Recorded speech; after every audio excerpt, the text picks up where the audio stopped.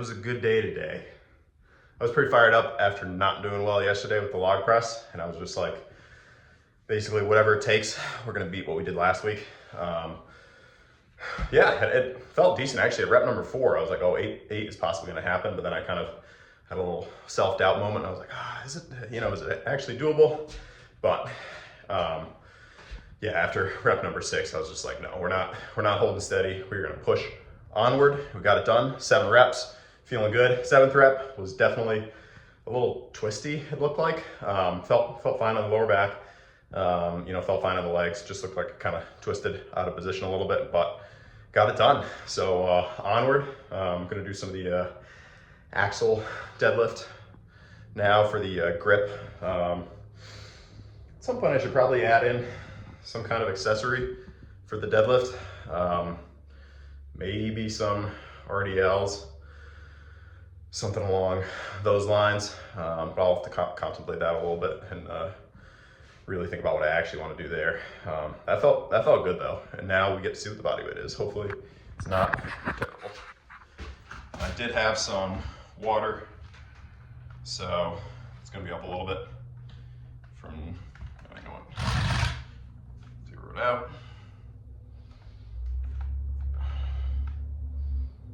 Okay, so we're maintaining the shred.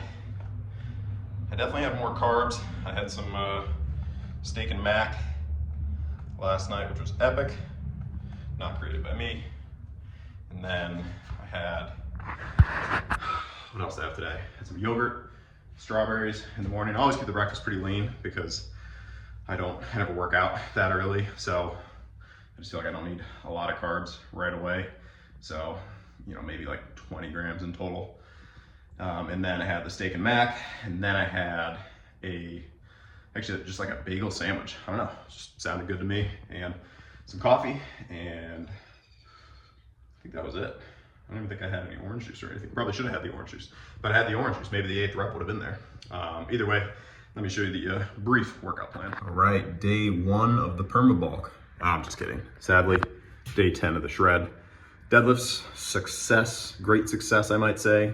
Now we're on to the axle deadlifts, gonna hold steady, take our victory, just try and lock out the 320, hold it at the top 5 seconds, and then we'll do some forearm curl and some forearm reverse curls, and then probably that stuff too, the beach body stuff.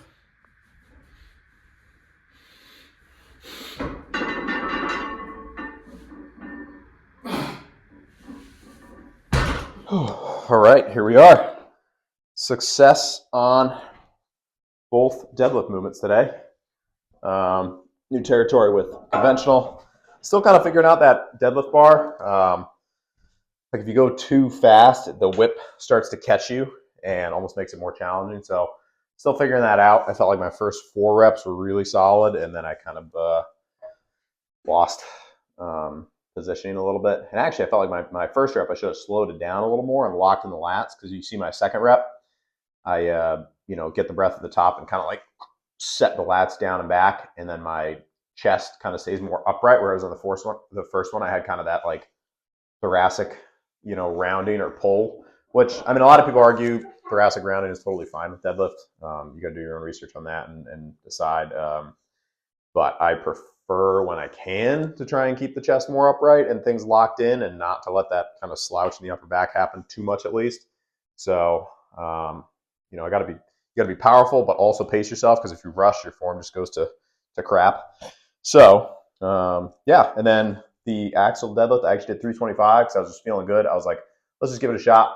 What's the worst that could happen? So lock that in, which is new territory on the grip, path to 400. And now we're here. We're going to do some forearm curls with the fat grip. Love this implement. Seen some good gains. There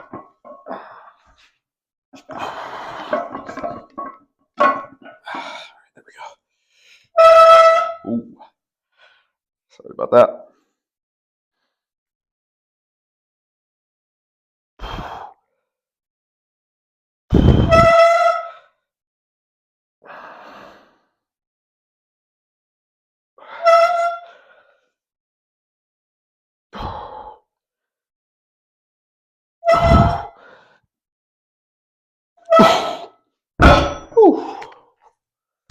Poison Ivy journey continues. It's always something. All right, that felt solid. I was trying to go slow so that I didn't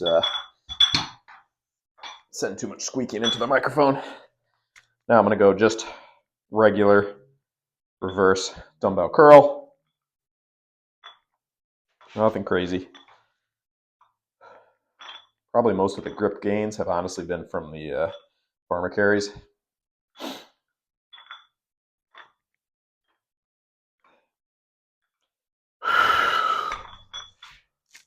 All right, I'll give it a couple seconds. I'm gonna do one more of each. I'm just gonna use these. And then I'll do some calf raises, crunches, and then that's it. But what a difference from yesterday.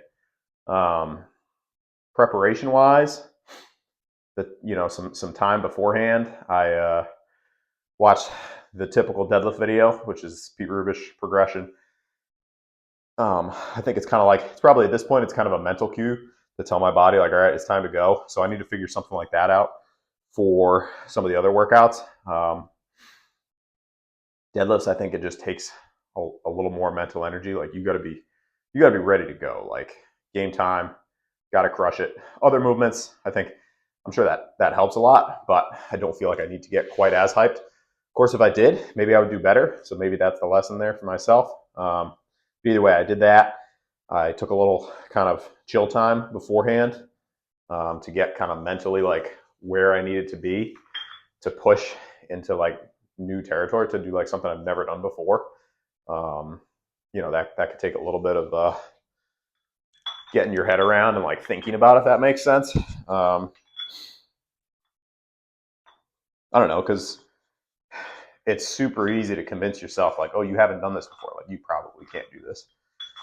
And if you want to win that battle, then you got to get your head right before you're going to attempt something big. So spend some time doing that pre-deadlift, and obviously it worked. So I'm going to do it again next week.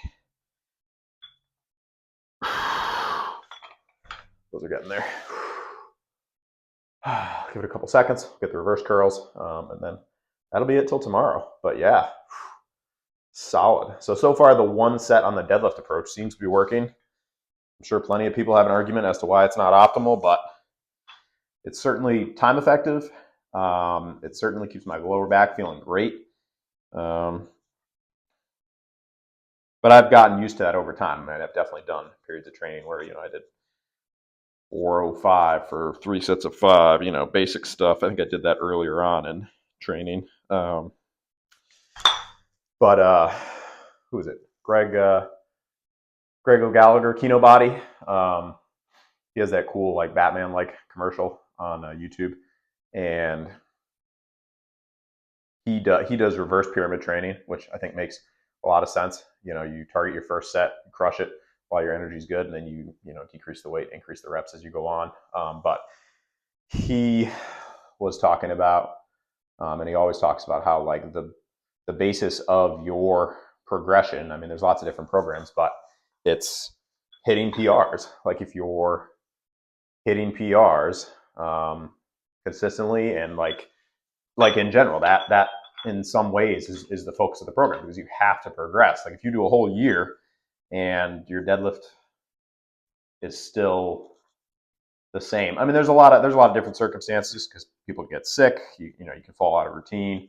A lot of stuff like that can happen. But either way, like if you look at that's a period of time, you want to focus on just generally increasing your your weight and what you're doing. So maybe that's oversimplifying it, but that's the approach that I try and use with things, and I like it because it keeps it relatively basic for myself. But like I said, I've tried tons of programs, and different programs work for different people.